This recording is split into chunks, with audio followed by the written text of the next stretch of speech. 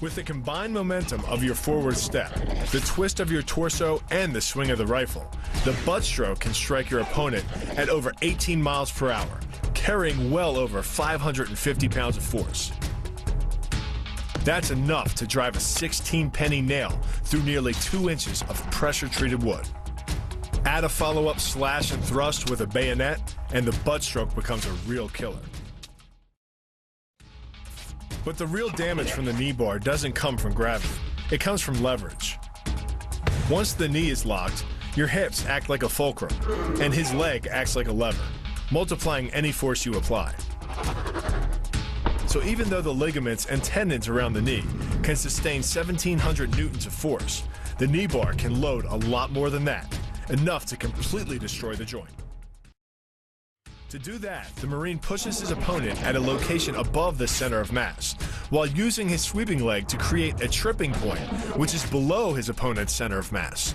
Once the loss of stability has occurred, gravity does the work, and the damage. On the ground and on his back, your opponent is now vulnerable to any number of finishing strikes.